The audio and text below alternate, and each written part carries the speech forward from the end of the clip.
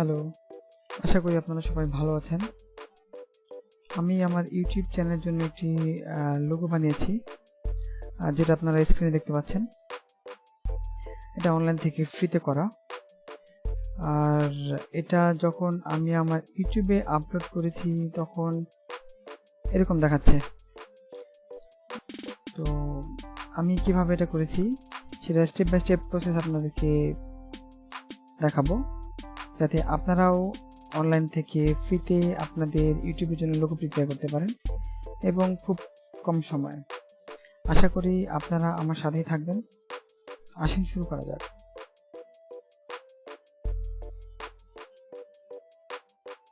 সবার প্রথমে আমরা editors.freelogodesign.org তে যাব। এটা থেকে মূলত আমি আমার ডিজাইনটা প্রিপেয়ার করেছি। এখান থেকে লোগো ডিজাইন ওয়েবসাইটে চলে যাব। লোগো ডিজাইনের ওয়েবসাইটের প্রথম দিকে আমরা দেখতে পাবো লোগো আইডিয়া নামে অনেকগুলো ক্যাটাগরি দেওয়া আছে। এখান থেকে পার্টিকুলার কোনো বিষয় সম্পর্কে আমরা চাইলে লোগো করতে পারি, অথবা ডান পাশ থেকে দেখানো যে কোনোটাতে আমরা ক্লিক করে সেটা আমরা আমাদের ইচ্ছা মতো এডিট করতে পারি।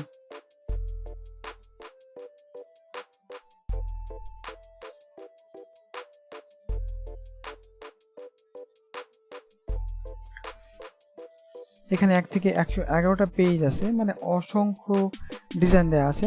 তোমরা আমরা বিজনেস ক্যাটাগরি থেকে একটা চুজ করব।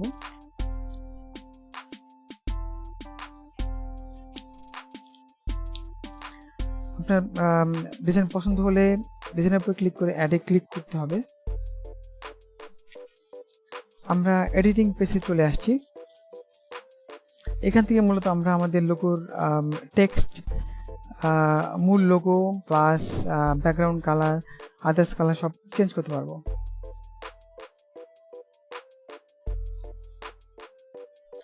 এখান থেকে আমরা অ্যাড টেক্সট অ্যাড করতে পারবো, এখান থেকে শেপ অ্যাড করতে পারবো, আইকন অ্যাড করতে পারবো।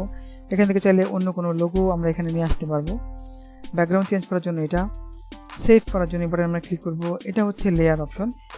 আমরা যারা ফটোশপে কাজ করেছি তারা জানি যে আসলে লেয়ারটা ফটোশপে থাকে, আর লেয়ারের মাধ্যমে আমরা ইজিলি অনেক লোগোর চেঞ্জ আনতে পারি। তবে এখানে সুবিধা হচ্ছে যে লেয়ার অপশনটা আছে। তো আমরা স্টেপ বাই প্রসেসগুলো দেখবো যে আসলে এখান থেকে আমরা কীভাবে অ্যাড করতে পারি। প্রথমে আমরা কালার চেঞ্জ করব। লোগোর উপর লোগোটাকে সিলেক্ট করে কালারটা চেঞ্জ করব।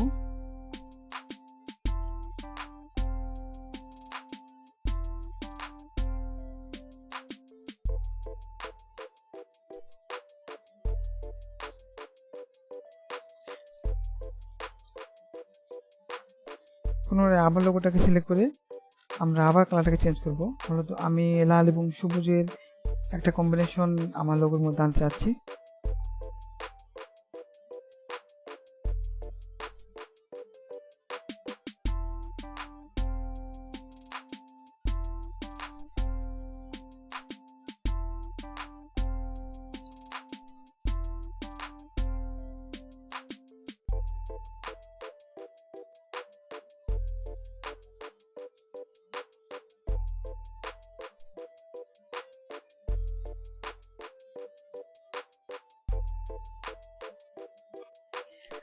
আমি কালারটাকে টেনে অ্যাডজাস্ট করে দিয়েছি। এখন টেক্সটটাকে সিলেক্ট করে এখান থেকে আমরা নামটা চেঞ্জ করব। এখানে অবশ্যই আপনি আপনার কোম্পানির বা ইউটিউব চ্যানেলের নাম দিবেন।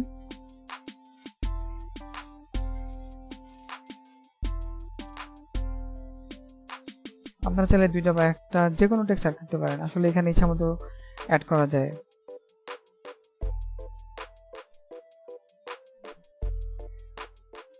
টেক্সট সিলেক্ট করার পরে আমরা চাইলে এটাকে রাউন্ড করতে পারি আমাদের সুবিধা মতো। এখানে যে রেডিও বাটনগুলো দেখা যাচ্ছে এগুলা ধরে আমরা ড্র্যাগ করলেই এটা টেক্সটটা আঁকাবাঁকা হবে।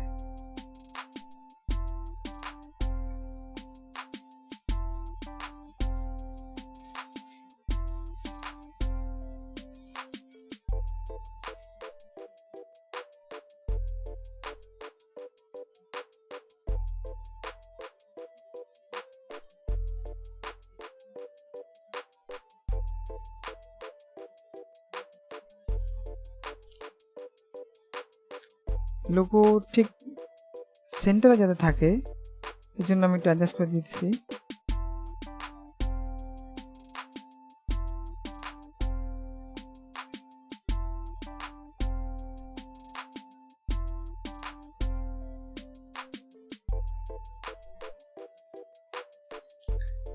লোগোটাকে আমরা টেক্সটটাকে এখন ডুপ্লিকেট করব। মূলত আমাদের কাজ হচ্ছে আমি চাচ্ছি যাতে একটু 3D দেখা যায়, আসলে পুরো লোগোটা যাতে একটু 3D দেখা যায়, এই জন্য আমি জাস্ট একটা এক্সট্রা কপি করছি এবং এটা কালার চেঞ্জ করে দুইটা কম্বিনেশন করব, একটা লাল এবং একটা সবুজ।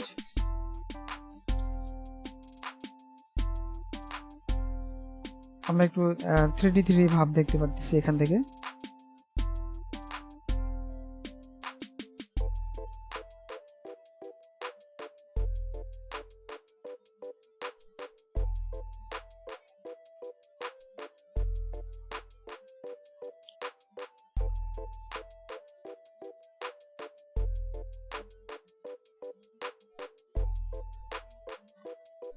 আমি আমার পছন্দ মতো কালার নিতেছি, আপনারা যে কোনো কালার আপনাদের সুবিধা নিতে পারেন।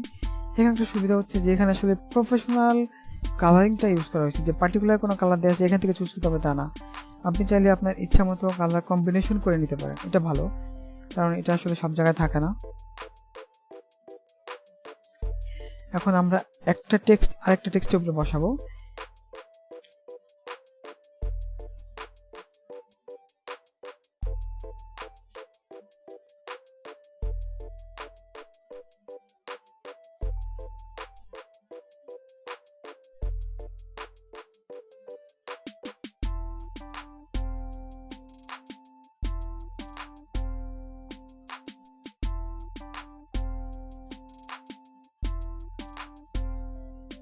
আপনারা কার্সর দিয়ে একটু কার্ভ করে রাখবেন লেখাটা, যাতে একটু 3D দেখা যায়। আসলে মূলত নিচের লেয়ারটা একটু নিচের দিকে থাকবে এবং উপরের লেয়ারটা একটু উপর দিকে থাকবে।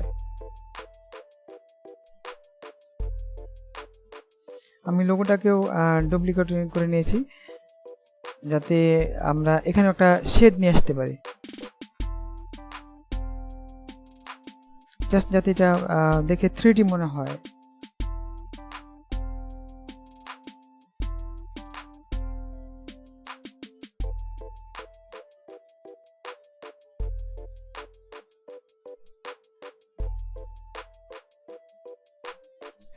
আমরা আমাদের একটা লেয়ার আরেকটার উপরে বসিয়ে দিয়েছি এবং এখন আমি একটু কাজ করে দিব। এটা ক্লিক করার ফলে আমরা নিচের লেয়ারটাকে উপর নিয়ে আসলাম।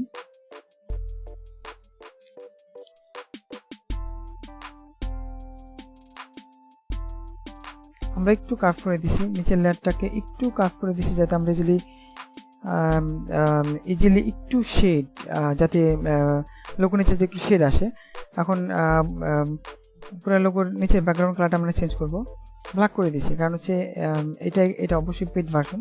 কিন্তু আমরা যদি এখান থেকে নিতে চাই তাহলে অবশ্যই এখান থেকে একটা জল ছাপ চলে আসে, মূলত আসলে ওইটা যাতে না আসে এই জন্য আমি পুরো ব্যাকগ্রাউন্ডটা কালো করেছি এবং স্ক্রিনশট দিয়ে এখান থেকে আমার যতটুকু দরকার ততটুকু আমি এখান থেকে নিয়ে নিব। আমার মূল পারপাস হচ্ছে এটাই, যাতে এটা আমি স্ক্রিনশটের মাধ্যমে এটা আমি নিয়ে নিলাম।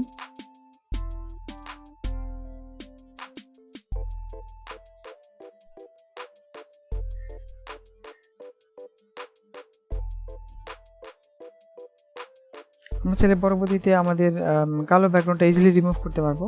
এই ছিল আমাদের লোগো মেকিং। যদি ভালো লাগে তাহলে অবশ্যই লাইক করবেন এবং আমার চ্যানেলটিকে অবশ্যই সাবস্ক্রাইব করবেন। ধন্যবাদ।